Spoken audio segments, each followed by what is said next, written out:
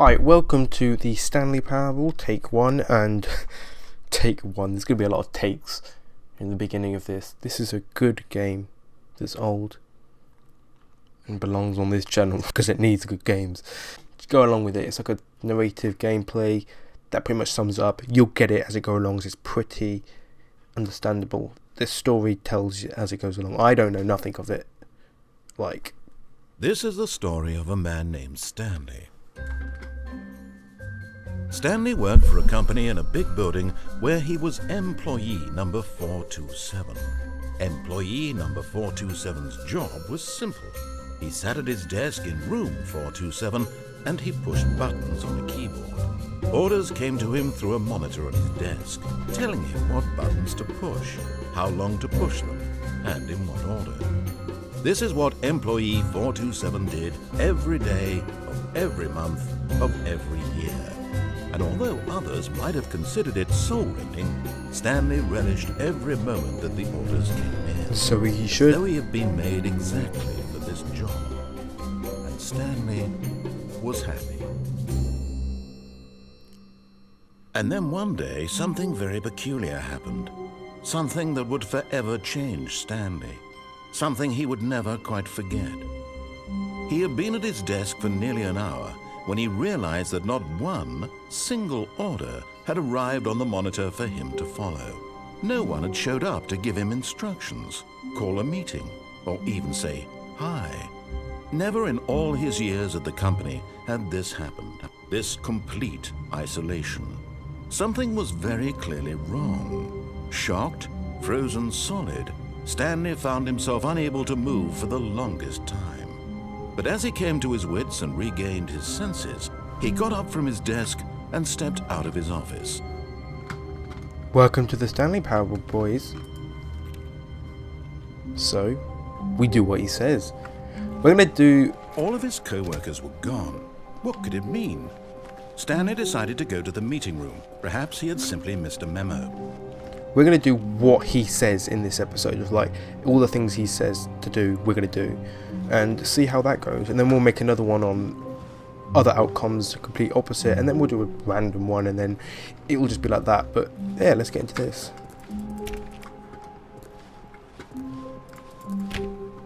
There's not going to be a lot of me narrating because this guy does just keep talking and talking.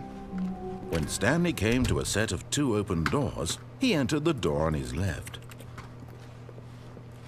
We'll do that one.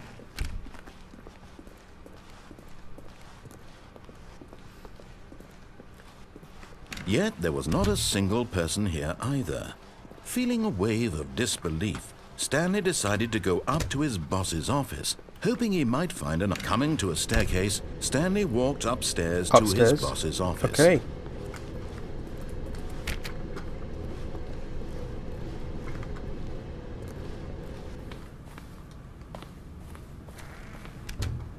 What's in there? Guessing we can't go through doors that are closed then. None of them seem to open. Stepping into his manager's office, Stanley was once again stunned to discover not an indication of any human life. Shocked, unraveled, Stanley wondered in disbelief who orchestrated this. What dark secret was being held from him? What he could not have known was that the keypad behind the boss's desk guarded the terrible truth that his boss had been keeping from him. And so the boss had assigned it an extra secret PIN number, 2845. Thought we're going to have to figure that out. But of course, Stanley couldn't possibly have known this. Yet incredibly, by simply pushing random buttons on the keypad, Stanley happened to input the correct code. Oh, did he now? By sheer luck. Amazing. He stepped into the newly opened passageway. Can we play the piano, boys? What is that noise when we just interact? It's like knocking big pens together. Okay, now what do you want me to do? Left or right? Oh, doesn't seem to even be a...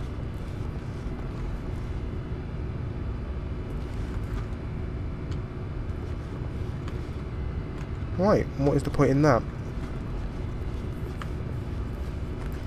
Looks like we're pressing this big red button in. No, I changed my mind. Where are we going?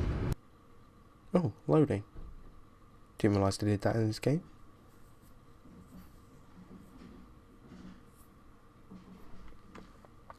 Descending deeper into the building, Stanley realized he felt a bit peculiar. It was a stirring of emotion in his chest, as though he felt more free to think for himself, to question the nature of his job. Why did he feel this now, when for years it had never occurred to him? This question would not go unanswered for long.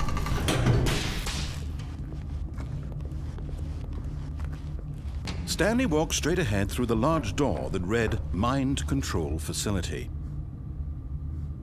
Right. This seems a bit suspicious now. I'm thinking this guy's a bit on the bad side of us. Don't know if we should trust him fully. See, now we could go to that escape, but then it'd be we do all that he says, but then only change our mind then, changing the path, and then we could completely do a different story. You see, that's what I'm on about as a random level. But what's this? The lights rose on an enormous room packed with television screens. Wow. What horrible secret did this place hold? Stanley thought to himself. Did he have the strength to find out? Dunno. I don't think I do actually. See you later, mate.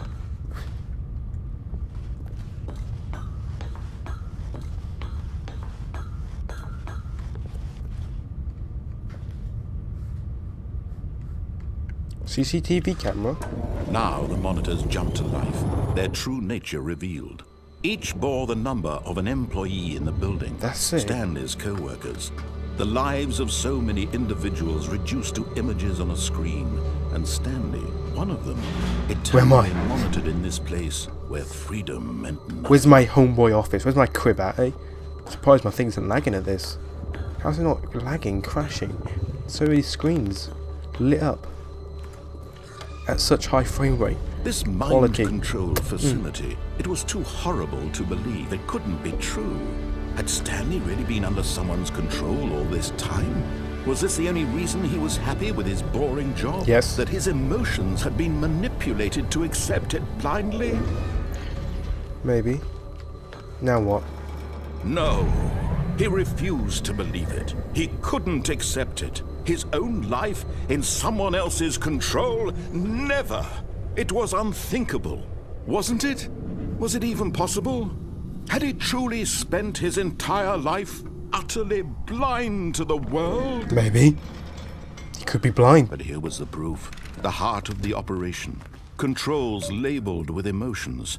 Happy, or sad, or content. Walking, eating, working, all of it monitored and commanded from this very place. And as the cold reality of his past began to sink in, Stanley decided that this machinery would never again exert its terrible power over another human life. For he would dismantle the controls once and for all. Right. How am I going to do that then? Just this off button? Is that it? Come on, any little heads up here, mate.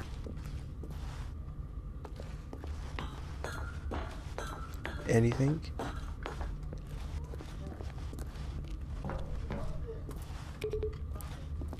Seems to be a lot of these numbers.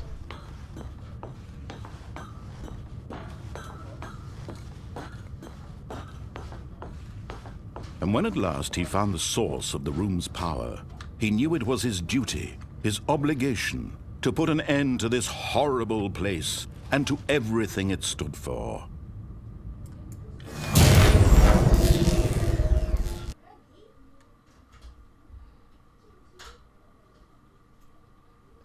Is that it?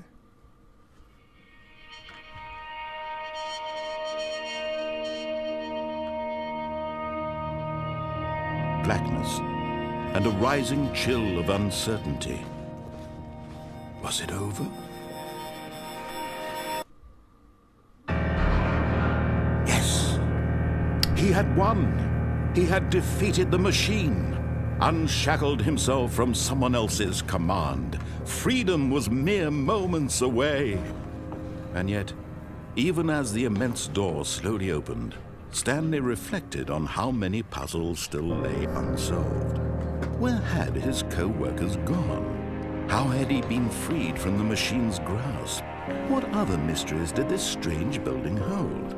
But as sunlight streamed into the chamber, he realized none of this mattered to him. For it was not knowledge or even power that he had been seeking, but happiness. Perhaps his goal had not been to understand, but to let go. No longer would anyone tell him where to go, what to do, or how to feel. Is that a house? Oh my God. Whatever life he lives, it will be his. And that was all he needed to know. It was perhaps the only thing worth knowing.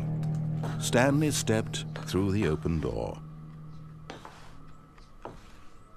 Stanley felt the cool breeze upon his skin, the feeling of liberation, the immense possibility of the new path before him. This was exactly the way, right now, that things were meant to happen. And Stanley was happy. Nice happy ending, at least, then, for the following the right storyline. So we'll do a different story in the next video, and yeah, I think it's going to go back to the start off beginning where we started, if I'm not mistaken. So we'll just start again, but I'll do that in another episode. So anyways, yeah, I was right. So yeah, we'll see you guys in the video. Close the doors. See you later. See you in the next one.